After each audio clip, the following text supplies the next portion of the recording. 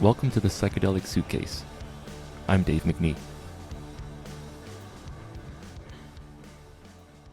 In the last episode, we talked about change and how to embrace it. While Carolyn and I are settling into our latest adventure here in Portugal, we don't really have many plans after our stay here. We're not quite sure where we're going to end up. So it's crucial that we try to enjoy every day for what we do have compared to what we don't. The lens in which you look through life is something you can change if you want to. At the most basic level, if you have a fairly positive attitude, you're going to see the world in a fairly positive way. Another reason for the focus of this episode to be about living in the moment, because I think it ties in nicely with this episode's interview. We talk with Julian Vayne, who's written a how-to guide to holding ceremony. It's called Getting Higher, the Manual of Psychedelic Ceremony. And we discuss the importance of being grateful for the experience and having an intention going into them. It doesn't have to be much. The book walks you through how to have simple ceremonies to just get more out of the experience. Before we start the interview, I wanted to mention that you can follow us on Instagram at psychedelic_suitcase. We've been posting a lot there about our travels, or on Facebook under the Psychedelic Suitcase. If you have any show ideas, guest suggestions, that sort of thing, you can always reach us at thepsychedelicsuitcase@gmail.com. So here's our chat with Julian Vayne. Hope you enjoy the conversation. It starts with me asking Julian to describe himself. I usually say, well, I'm a writer and I'm an occultist. So a kind of catch-all term, meaning someone who's interested in those things which are hidden. Right. That includes a whole panoply of different aspects of the human experience. My particular interest in that is as a practitioner.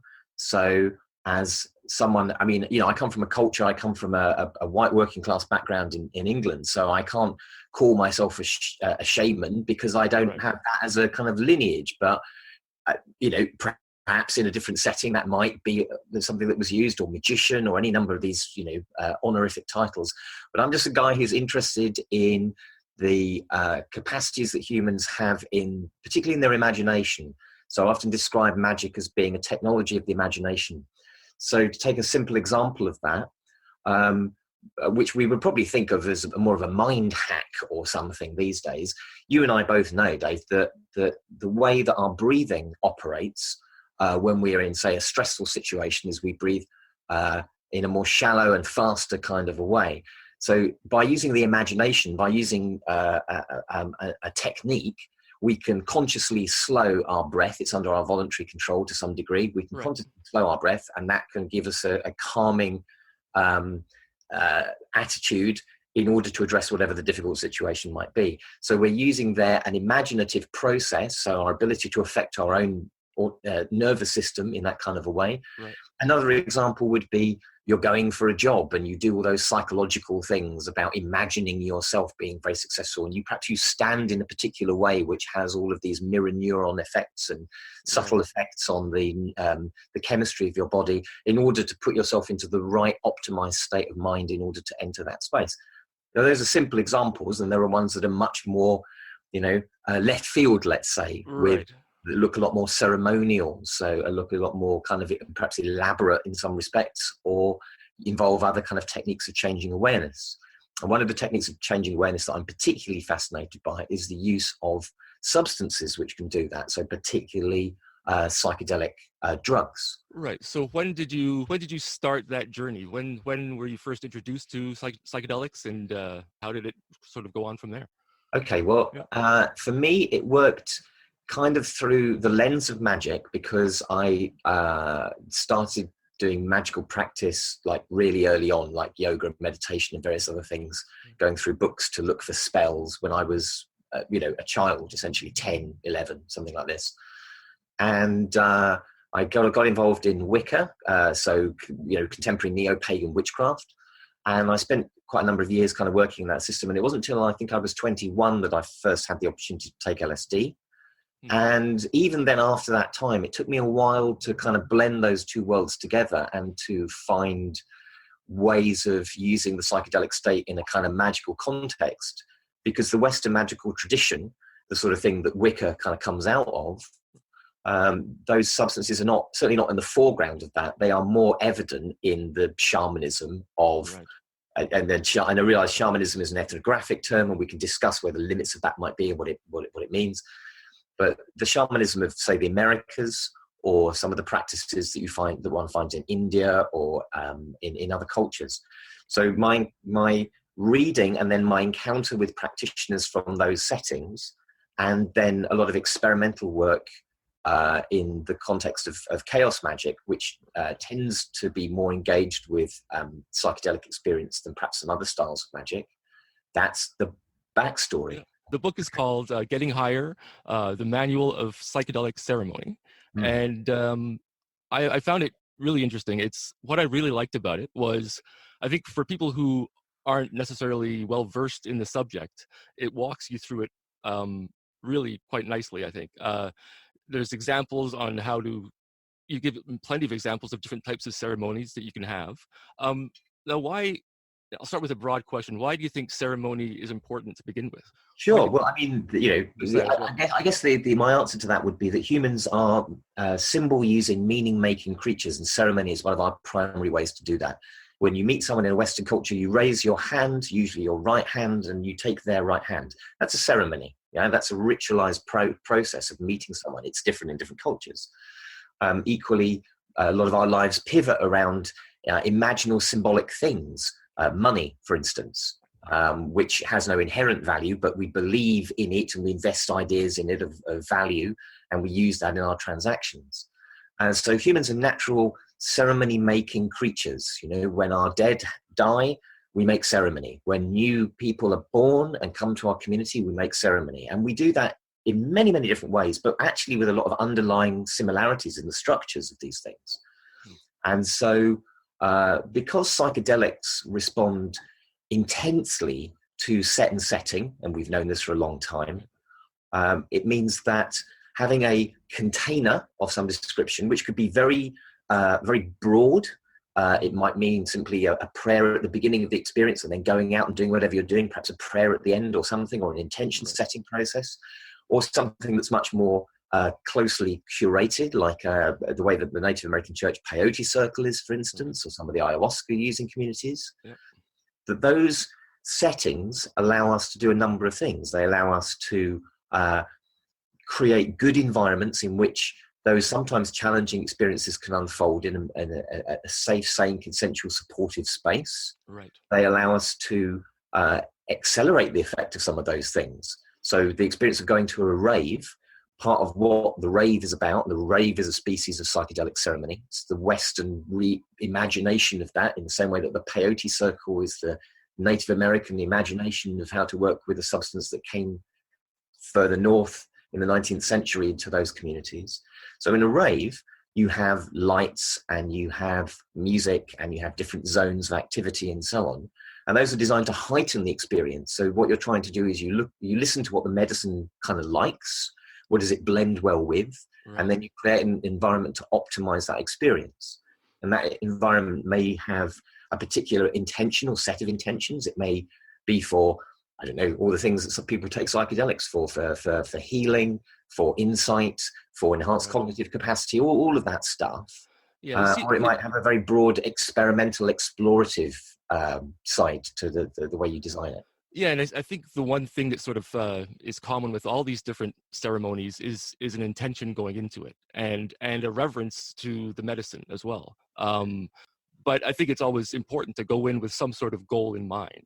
I think certainly to go in being thoughtful about the idea that these experiences are potential teachers for us, right. Potential learning opportunities or workspaces where we can do different things with our minds and our history and our relationships with people. And so to ask the mushrooms or the ayahuasca, help teach me what I need to know in this time, because also your little consciousness at the top, it's a bit like trying to use a pocket calculator to calculate a supercomputer's calculations. Like, you may have a thing that you think, oh, I know what I want to do. And actually the medicine says, no, actually, Dave, well, this is what would be really helpful. Right. And obviously you take those things maybe with a little pinch of salt, because this is an experience like any other. It needs critical reflection, integration, and time.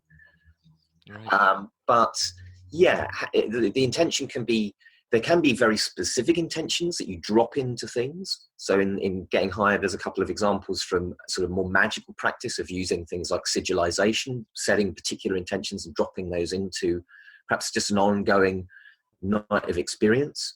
And there can be something quite broad. I would also say that one of the things about the psychedelic experience is, although we talk about the challenges and we talk about the insights, it's also potentially incredibly beautiful and fabulous and delightful and ecstatic. You know, the fact that we see ourselves differently is this ecstasis. We stand outside of ourselves for a while and we see things in a new way. And I think it's important to acknowledge that there is a pleasure and there is a delight and there is a beauty in these things. And so I tend not to, and I think hopefully the book kind of explains this, not to problematize too much, like there's recreational use and then medical use and then ceremonial use, because actually people go to take ayahuasca for all kinds of reasons, including the fact that they enjoy many aspects of it, the community, the singing, the experience, of course. You know? It's a whole production, of course. And I'm also, in the book you talked about music and obviously how that can create the setting, and you know, good or bad depending on what music you're playing, I suppose. But during the ayahuasca ceremonies that I've been involved with, the shaman, it's almost like they're using sound, because there's usually it's in pitch darkness. They're almost conducting an orchestra of us in the room, and they can bring us up, bring us down, and it's quite something to behold just through their voices, and creating, you know, these intense Icaros that they're singing, and then quiet down. Everybody sort of takes a deep breath. You can hear the room relax. And it's amazing. It's amazing in the hands of somebody that knows what they're doing. The experience you can get out of that. It's just or as you say in the book, well, even just playing instruments or yourself while you're under the influence, it can be really rewarding as well. Absolutely. I mean, there are many reasons behind this. I mean, one of it is that music is an inherently human thing. Many of us are disconnected from that. We're not regular churchgoers, or we're not musicians ourselves. When do we ever sing? And one of the things I've learned from hanging out with people who are bona fide proper shaman from foreign countries to mine, those people really use song, really use sound, and I use that a lot now in my practice, having learnt some of those elements of those skills from those people. And I would encourage, and Terence McKenna talks about this, like when you're coming up on the mushrooms or whatever, singing, giving voice to those things, even if it's just like and kind of experimenting with that, letting it flow, because what's happening neurologically, and my go-to example of this is the 2014 study with Imperial and Beckley, the Beckley Foundation, those beautiful diagrams of, you know, this is your brain with placebo, this is your brain on psilocybin. Is that you're having these connections made between what are normally functionally discrete bits of your mind. So the fact is that sound and vision, for example, what the kind of synesthesia that people talk about sometimes as a thing that they live with all the time, that emerges for us. And so to be able to sing and to bring this feeling of arising and to bring certain types of vision, that's really important. If you take something like psilocybin in a therapeutic context, the way that's usually curated is that you'll have headphones on, and if you go, I was a participant in an experiment piece of research in January of this year, and normally you'll have several different pieces of music. You'll have something that's a bit sad and a bit classical piano, something that's a bit more uplifting, something with a little bit of drum, something with a bit of kind of minor key, because what you're trying to do is give your brain lots of food to work with to access all of those different areas that the psychedelic state opens us up to. Right. Another interesting thing with that as well, it makes new connections, and I think that's why we experience the world differently when we're on these substances. But there's talk of how those connections even remain after the fact, or there are bridges that have been made that maybe are retained somehow. Well, that's definitely the case. If you look at particularly something like psilocybin is probably I think if you look at the work of David Nichols and a lot of the kind of contemporary research into neurogenesis, that's basically what happens. The connections are made at sort of every level. They happen psychologically and emotionally. They happen environmentally in terms of our relationship with the natural world and each other. Mm-hmm. And they also happen just right down in the hardware, if you want to use that analogy, the physicality of like how, what are the dendrites doing? And so this is not just something that we remember. Mm-hmm. Of course, that's part of it, but also remembering is the inhabiting again, in a sense, those Right. neuronal connections, some of which are novel, and some of which are definitely persistent. The altered state can lead to an altered trait. That's why these things are useful for psychedelic psychotherapy. Yeah. You can help someone, for example, with psilocybin or MDMA, to find a new vantage point to understand what the issue they're struggling with. Right. And when they come back after that experience, that doesn't go away. It doesn't mean that it always fixes everything, because, hey, it's the human experience. There's always, more experience, more suffering, more joy, one hopes, as well. Oh, definitely. One of the things you talk about in the book as well is the sense of play that you can reconnect with. As adults, usually we don't play as much as we probably should. And play is the fundamental strategy for learning. That's how we learn to be the people that we are, by emulating, by copying, by playing with roles, by playing with physical materials. We drop our spoon and we notice it falls through space, and sometimes our caregiver gives it back, and after a while they don't. So we play with our reality all the time. And that fluidity and that flexibility which play points to, and which the psychedelic experiences kind of acts to kind of frame and to enable us to engage with, is really, really valuable. And we know this from things like art therapy and many, many, many other techniques that don't necessarily involve psychedelic substance. But certainly the experience of tripping and then having access to, art materials, for example, where you might want to draw, but without any sense of worrying about what you might be creating or whether you're any good. Part of the thing about psychedelics is that they make us very present in the moment of what's unfolding. Right. And because of that, it means that we can be engaged in an activity without necessarily an expectation of a great result. It's rather like if I give you some salt dough, Play-Doh, we call it over here. Yep, or Play-Doh clay, here too. Yep. yeah, and I give you this stuff. I don't need to give you any instructions as to what to do with it. Of course, Right. You're a hominid, so you're going to get this stuff and move it around and break it apart, make it into a vessel, whatever. Right. And you're not necessarily doing this for a purpose, but you are engaged very much in that experience, particularly in a psychedelic state. Yeah, and it's strange too, because I think it's also coupled with on psychedelics. I find sometimes learning is sped up a little bit. You can take in more information than usually you can. So coupled with the play, it's kind of a neat combination of, yes, you're able to now do anything you want to do, but you're also learning at a faster rate, which is kind of cool. Yeah, I think there is a sense in which there's it's rather like the default mode network, the state of mind that we're in when we're just ruminating on the past and thinking about the future and staring off into space, and often thinking about our relationships with our aspects of ourselves and others and so on. That's a bit like a single processor in a computer, whereas the psychedelic state is like this multiple processor. This interconnectivity turns up. The single processor, which is in some respects our ego identity, is turned down to some degree. And all of these other systems can come into play. Right. So how do you incorporate magic into the ceremonies? How do you, because like I was saying earlier, magic, the chaos magic is an area that I'm not too well versed in, but I'd like to know more about it. Is it something you are using daily, or is it something just ceremonial? How do you use it?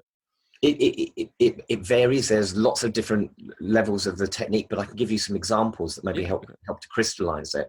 So in a psychedelic ritual, there may be a moment at which you decide that there needs to be a sense of something is leaving you, right? So in ayahuasca, the purge, the vomiting that sometimes is associated with that, or the getting well, it's often described as, might be a part of that process. But equally, even without vomiting, there might be a point at which you want to take, a vessel of water and pour it on the earth, and see the metaphorical, symbolic, associative link between that and letting go of whatever it is that, as they say, doesn't serve you any longer. Right.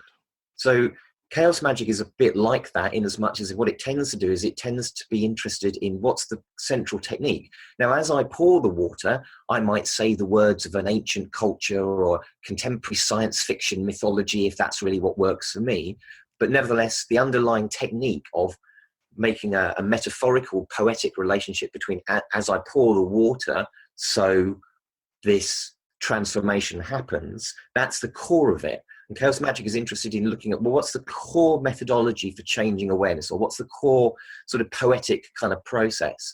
So ritual consists of very often processes of standard issue things, bringing things together, exchanging objects. Here we are giving rings. Here we are cutting a bond, all of those sorts of things. The language and the symbols that we put around that to understand that for ourselves and our affinity group might be drawn from religion or psychology or contemporary culture or any number of things. And chaos magic as a sort of postmodern style of magic says, well, all of these may be helpful, right, and doesn't necessarily say that the way that you would do this in, I don't know, influenced by the mythology of, say, Judaism versus the mythology of, I don't know, South America, well, one is better than the other. No, these are just symbolic. It's a bit like there's the underlying process of greeting, shaking hands, or there's the process of putting the hands to your brow or to your heart and bowing. The basic kind of the mutual acknowledgement is the thing, and how we understand that to ourselves, it depends very much on our cultural background and our context. right. The little I know of it, it does seem that it's a willingness to be open to anything. So whatever you're putting out there, it does sort of come back to you, I believe. Yeah. I mean, we know, and this is, I think, I understand it from certainly friends who are parapsychologists. It's statistically demonstrable that people who believe they are lucky are luckier. And there's a lot of ways of unpacking that. Doesn't necessarily, you don't even have to go for any kind of spooky effect. Maybe that exists. Who knows? I don't know. Chaos magic, as with a lot, the sort of ideas of Robert Anton Wilson, is this kind of radical kind of agnosticism. I mean, frankly, I don't know how my hand works, let alone the complexities of the whole universe. Right. So I do think that magic, for me, gives a repertoire of technique which I can use, I hope, to for the benefit of myself and ideally all other beings, the community around me. Right. There's always going to be the slings and arrows of experience, and we're always going to, but maybe if we have some techniques, even if they're as simple as changing the way we breathe, that allows us to surf the waves more often than we find ourselves drowning in them. But sometimes we will find ourselves drowning in those waves, and that's where we also have to cultivate having a community around us who can help us, because we're social creatures. Right. And I don't think that the magician is some kind of ubermensch kind of dude who's in control. I mean, that's just, whatever. Yeah. That's not where I'm coming at it from. I'm coming at this as a way of enriching the human experience and enabling us to flourish in the best way mutually, and to address the challenges that we as individuals and communities face. Right. And you touched on another point too, sort of the integration of these experiences in your everyday life, because I know I found it tough, just because after a 5-MeO DMT experience, it was so beautiful and loving, and I wanted to go back there. And so how do you just go about your everyday, Man, that's the challenge. That's the work. That's the work. When magicians have this phrase that they use, the great work of magic, and there's a lot of ways of unpacking that. And I think that certainly in this context, one way of thinking about it is the work is to figure that out, to find out in every arising moment, how can I bring through into my daily experience, my interactions with others, this teaching, this benefit that I've had. And it's not just by taking more drugs. Clearly, it's about people go through those experiences, don't they, where they take ayahuasca and then they kind of, and I've seen this myself with a number of people with psilocybin and various substances. They take those experiences and they go through a process where you cut back to a year and they've radically changed their lives. They're changing who they're working for. They're trying to aspire to something that's more in accordance with their values and their beliefs. And that's the work. Like you have the insight and the experience, and then that's when the practitioner, the magician, the human has to figure out, okay, and what next, you know? Right. And that's the challenge, and that's also the delight of it, really, because For sure.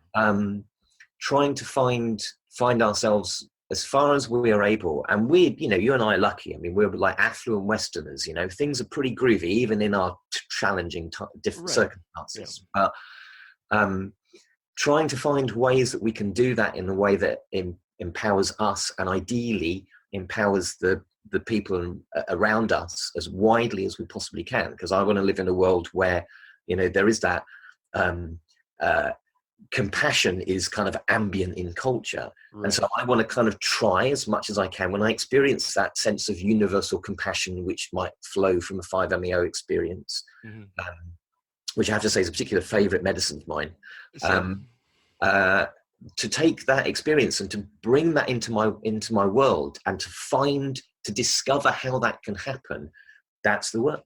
Right. Yeah. And if people are new to ceremony and they've never done it, they maybe have tried mushrooms, but just on, you know, socially, what would you suggest as a sort of first experiment or first try into having a ceremony? What would you recommend them do? So let's imagine a scenario. Let's imagine that you're you and a group of friends have access to some psilocybin mushrooms. And, you know, you've read all the stuff and it's all fine. You're going to have a really nice time. You're going to go to a beautiful woodland, and you're going to kindle a small fire, and you're going to do a ceremony. So what are you going to do? So you kind of think, well, what are the symbols and things that would make sense to us? So you might be in a kind of neo-pagan setting where you think, oh, I want to do something where I honor the directions. And from a chaos magic point of view, and certainly from my experience of hanging out with shamanic folks, like, you just say what's in your heart. Yeah. So you're trying to aim for authenticity rather than necessarily long scripted ritual. I mean, I've done like Freemasonry and stuff as well, and that's a groovy in its own way, but this is not where this is for me coming from. So you go to the directions and you say, you know, spirits of the east, spirits of the dawn, you know, see us through this place into in a good way, so that we can have this experience together and we can communicate successfully. And then you all go and you stand and you face the south, and you go, oh, spirits of the south, spirits of the warm fire, may this fire burn safely and well through the night. And you make a little bit of, just like you would when an honored guest comes, you tidy the house, you make it nice, you greet them well. Then you take the mushrooms between you, and you say to the mushrooms, and you don't have to have like special magic words for this. You say, mushrooms, thank you for being here. Thank you for arising through the complexity of biology and the synergy of our neurology, so that you can teach me and I can absorb you, and maybe we can connect better in the way that your mycelium connects through the earth and connects all the trees and connects the biology of our planet. Yeah. And you speak to the mushroom whatever it is you particularly are hoping for. And then you take the mushrooms. And then maybe in that first 20 minutes, first half an hour, when you're starting to come up on that medicine, maybe you do a little bit of drumming, a little bit of singing. Yeah. Just however arises for you and your friends. Maybe you have pre-recorded music. Maybe someone tells a story. Maybe there's more sound. Maybe you will just get in your sleeping bags and have some quiet time and enjoy the stars overhead and the beautiful crackling of the fire and the sound of the animals in the distance of the night. And then in the dawn, you hold hands, you breathe together, you check in, you give thanks for this experience. And then you go off and, you know, go and have breakfast or whatever. Or you take your breakfast there in a ceremonial way. Again, it doesn't have to be like, you know, when we think of ceremony, many of us coming from Christian or post-Christian backgrounds, maybe think of this, you know, you stand up, sing this hymn, sit down, listen to this thing, some dude says some stuff, some person plays a thing. It doesn't have to be like that. Like a lot of the, you know, the Huicholi people or the other communities that I've worked with, ceremony and life are not like two different things necessarily. It's just about being just a little bit more attentive because of the power of that moment, and knowing that everything you say, everything you do has this pregnant energy because you're in this particular state of mind and this particular vulnerable and open and powerful and fascinating and funny and slightly unnerving state of mind. So obviously you've talked with tons of people about their own psychedelic experiences and your own as well. Um, have you ever? What do you think is actually going on? You know what I mean? Because I know that even if it is something that your brain is conjuring up, and it is just a drug that you're taking, the lessons are still the same. So definitely. but you tend to think that there's something more to it, and just let you wonder what your take is on that. There is. I mean, there's the deeper meaning. Otherwise, it's a bit like looking at a film and saying, well, actually, all I'm watching is light and shadow on a silver screen. And like, it's not that, is it? It has meaning. Right. It has like deeper meaning to it. Or looking at the person who's talking, like you're talking to me over Skype, right, or over Zoom right now. Yep. And I experience the words coming out of your mouth. They're coming out of the speaker on my computer. Right. And so my imagination fills in all of this stuff because my imagination and my meaning making sense, which I have as a human, means that when I engage with this experience, at one level, it's describable as a series of chemical interactions. At one level, in the same way that the film is describable as a series of chemical interactions. Mm-hmm. That's not the whole story. No. You know, it's the analogy that I often use. If you look at a painting, you can describe the painting in terms of its chemistry. And if you're a conservator looking after the painting in a museum, then that's a thing you want to do. If you're an art critic, you can describe it in terms of its position within the story of the art movements that it belongs to. If you're a gallery visitor, you can say what it means to you. Do you like it or not like it? You know, would you take it home? Would you leave it here in the gallery? You know, all of those. So all that meaning, the construction of the meaning from the experience means that, we can't simply dismiss it as chemistry any more than we could dismiss love as, too much serotonin and a dopamine spike in our brain. At one level, that language is perfectly adequate, but it's not the totality of what's going on. And there is a big canon of ideas in history and in culture and in contemporary parapsychology that say, well, who knows? Maybe the deeply interconnected minds that we have in an altered state, whether it's induced by psychedelics or drumming or fasting or darkness, maybe that connectivity does extend somehow beyond what you and I experience as the discrete bodies that we're in. I mean, even that's an illusion, really. Right. 50% of what I'm talking to is the bacteria in your gut, which influence your mood and influence the questions you're coming up with. Right. And for me, but I experience a unique individual Dave. There he is doing his stuff. Right. So it's hard to know where the limits of reality are. And I really don't know. I know that there are techniques which attempt to explore those and perhaps influence those. Mm-hmm. They are not all powerful, but they perhaps are enabling for some people in some situations. The other book that I've looked at is the book of Baphomet. Baphomet. Yeah, I mean, sorry. You say tomato, I say whatever. I know, I was going to do nothing. So if you could tell me a little bit about that. So Baphomet is a mythological figure which kind of emerges from the Knights Templar, and it's this kind of little bit of grit in the oyster around which all this mythology starts to swirl, particularly from the kind of 1800s onwards. Right. And it has all sorts of meanings. So if you Google Baphomet, you'll see everything from kind of cute and cuddly versions through to sort of, scary looking black metal versions of this thing, which is a hybrid creature. Right. So in a way, it's a being that represents this, the interconnectedness of all life forms. And Baphomet appears in chaos magic. So chaos magic is a form of magic that emerged in Europe in the latter part of the 20th century. People can Google the history and see it. Yeah. And one of the figures that sort of emerged within that style of magic, that approach, was this idea of Baphomet. And Nikki Weird and I wrote that book, I think it was in 2011, something like this, because we've been working as magical practitioners together, and both of us have a real fascination with the many ways that this idea has been understood and explored. And we were fortunate at the time to come into contact with 5-MeO-DMT. Right. So a lot of the book is about the exploration of one of the things that I find often in the 5-MeO experience, which is this sense of kind of it's so difficult to articulate, isn't it? And that's why we use the word ineffable. But the Maya Deren talks about it being the white darkness descending.